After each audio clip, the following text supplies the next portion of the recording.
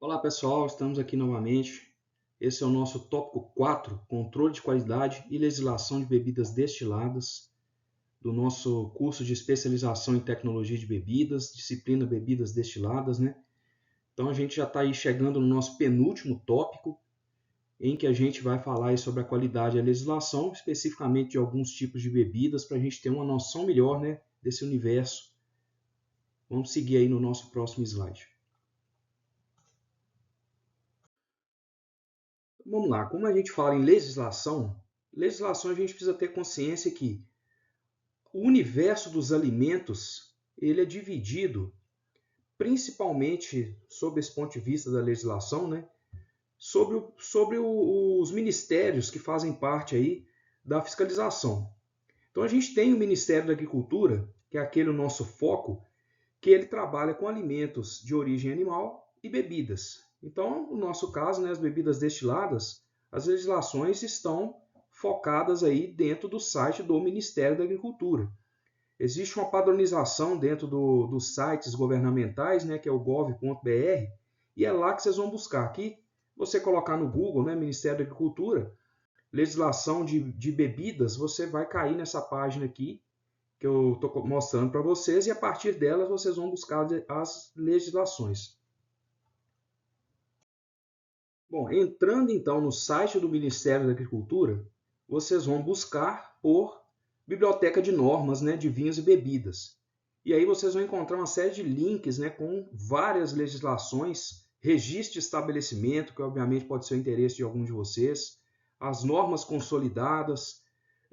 O mais importante, uma novidade que surgiu em legislação é aqui que vocês vão buscar, dados sobre importação, exportação, como é que faz para importar, por exemplo, uma bebida, como é que faz para exportar, toda essa legislação vocês vão encontrar aqui. São vários links, várias normas, mas é a partir daqui a nossa fonte confiável, né, de informações.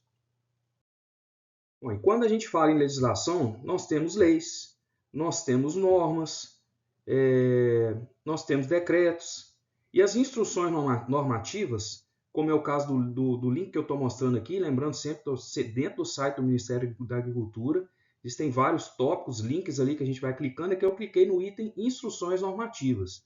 Elas costumam ser mais importantes, não sob o ponto de vista hierárquico, né? As leis são mais importantes, mas elas são as regulamentações, elas são mais detalhadas. Então, os detalhes normalmente que a gente busca sobre a legislação, sobre as normas técnicas, a gente vai encontrar aqui nas instruções normativas. Mais para frente a gente vai ver alguns casos, por exemplo, no caso da cachaça, no caso do rum e outras bebidas, né, quais são as principais legislações. Bom, eu trago aqui como exemplo de legislação, um importante exemplo, na verdade, que é uma das normas, um decreto, né, mais recente, que ele é do final de 2025, ou seja, do final do ano passado, em que ele regulamenta a fiscalização de produtos de origem vegetal. Então, dentro desse decreto, dentro desses produtos de origem vegetal, estão englobadas aí as bebidas destiladas. E esse decreto ele tem diversas razões, né, dele ter sido dele ter surgido para regulamentar os produtos de origem vegetal. Uma das razões, por exemplo, é a fiscalização, a necessidade de fiscalizar mais intensamente estabelecimentos produtores. No caso de bebidas destiladas, por exemplo, pelos casos recentes que nós tivemos aí de metanol, de contaminação com metanol. Então, esses regulamentos, esses decretos, as instruções, elas servem, né, para estar sempre atualizando a necessidade, né, de alguma regulamentação ou de alguma intensificação na fiscalização, como é o caso desse decreto. Bom, e agora eu vou trazer para vocês alguns casos específicos, né, de legislação. É impossível nós tratarmos de todas as normas, todas as legislações que existem aí no universo das bebidas destiladas. Mas algumas situações são mais importantes para nós, né?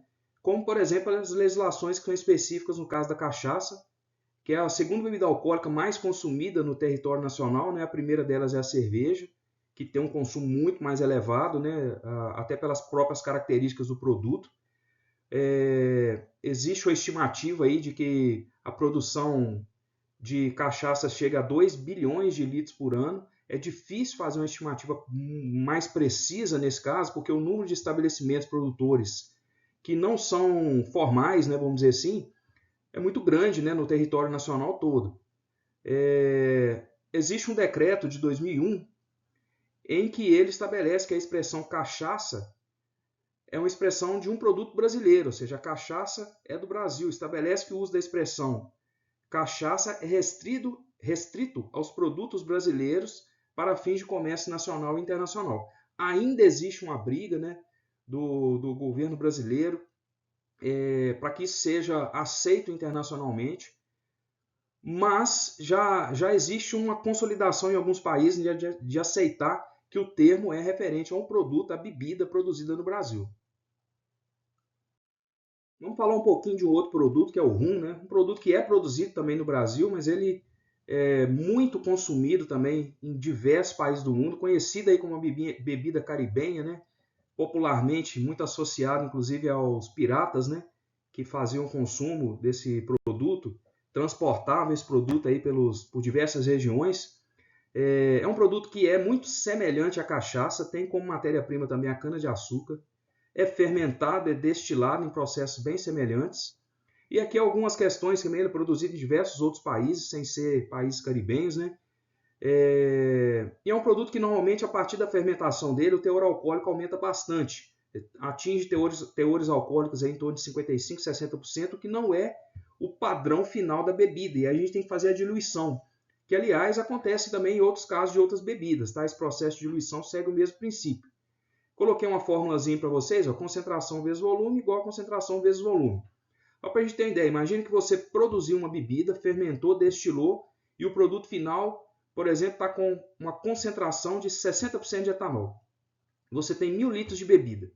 Então esse C1V1 aí seria 60 vezes 1.000, 60 mil. Igual o que você quer no seu produto final. Então imagine que você quer uma concentração de 40% de etanol, vezes o volume. Então qual seria o volume? O volume é o que a gente vai calcular. Se você fizer essa conta, 60 mil, C2 passa dividindo ali, 60 mil dividido por 40 vai dar 1.500. Significa o quê? Que 1.000 litros de bebida inicial vão gerar 1.500 litros de bebida. Então você vai acrescentar 500 litros de água nessa bebida para atingir o seu volume final, né, o seu teor alcoólico desejado. Isso é muito comum no rum. Trouxe aqui para vocês a partir do artigo que eu estou mostrando para vocês, que aliás está no material complementar, está o artigo completo, para vocês podendo dar uma olhada lá, importante. E essa forma de fazer essa padronização é comum, né, nos produtos destilados. E aqui em termos de qualidade, né, existem diversos parâmetros. No material de apoio que eu coloco para vocês tem bastante detalhamento sobre isso. Nos materiais complementares também, quais são as análises, quais são os parâmetros. A legislação também, quando a gente busca, ela sempre vai trazer esses parâmetros para a gente. E um dos pontos mais preocupantes, né, que preocupa a sociedade como um todo, principalmente, né, obviamente, as pessoas que são consumidores de produtos destilados, é a presença do metanol. Qual é o problema do metanol? Muitos de vocês já devem ter ouvido falar disso. O metanol, ele causa problemas seríssimos no fígado.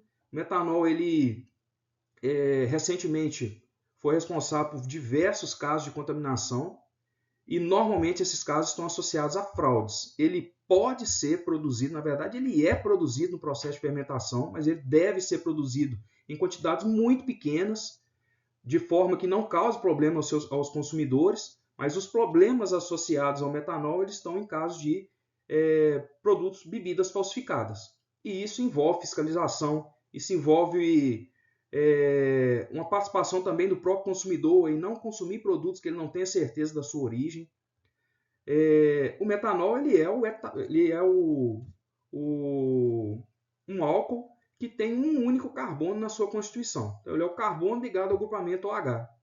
No caso do etanol, que é o álcool etílico, que é o que a gente chama comumente de álcool, ele tem 2 carbonos na sua constituição. Isso faz uma diferença enorme no ponto de fusão.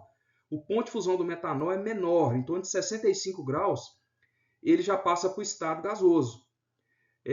Antes, então, do etanol, que é a temperatura mais elevada que isso. O que vai acontecer? Então, no processo de destilação, ele sai primeiro. Então, as bebidas que são padronizadas, as empresas que trabalham com seriedade nesses produtos, que obviamente são a maioria daquelas que são credenciadas aí no Ministério da Agricultura, ou se não todas, né? elas sabem disso e vão tirar o metanol do processo. Agora, qual é o problema? Quando as bebidas são falsificadas, quem falsifica não tem nenhuma preocupação com isso.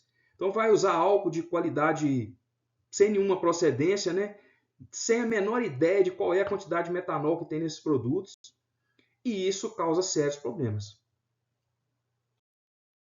Para a gente finalizar aqui nessa questão do etanol, intoxicação por metanol em seres humanos tem muitos casos no mundo inteiro. Né? No Brasil chamou mais atenção porque aconteceu muito, principalmente no estado de São Paulo, de novo repetindo, né, bebidas associadas à falsificação. Então a gente não está falando aqui de qualquer bebida, né, de uma marca conhecida que você vai lá e vai ingerir sem saber o que você está consumindo. Não, imagina-se, né, que uma marca de bebida conhecida, que passa por um processo de produção sério e você não está sujeito a esse problema. Tá? O etanol, ele passa por um processo em que ele vai gerar acetaldeído. O metanol, ele passa por um processo parecido no nosso organismo, tá? Isso aqui é a bebida já dentro do nosso organismo, que ele vai formar uma substância chamada formaldeído. É o formol, é uma substância extremamente tóxica. E o formol vai ser convertido aí em ácido fórmico e ele não sai facilmente do nosso organismo. Então a intoxicação é muito grande nesse produto, né, quando ele é ingerido. Tá? Então a gente tem que tomar um cuidado muito grande. Os processos de controle de qualidade das bebidas são amplos. Existem vários parâmetros de qualidade, como a gente vai ver aí nos nossos materiais complementares. Chamei a atenção aqui para o caso do metanol, porque ele é mais recente, mais preocupante, e é algo que as bebidas regulamentadas, as bebidas feitas de forma correta, né, vamos dizer assim, não devem oferecer esse risco de forma nenhuma. Pessoal, abraço para vocês, a gente vai se falando aí. Então, finalizando a nossa aula, o nosso módulo 4, e no próximo módulo a gente vai falar aí das bebidas inovadoras, das inovações dentro desse mercado de bebidas destiladas. Olá pessoal, sejam bem-vindos novamente aí à nossa disciplina de bebidas destiladas do curso de especialização em tecnologia de bebidas. Esse é o nosso tópico 2, nós vamos falar das matérias-primas e das transformações químicas na produção dos destilados.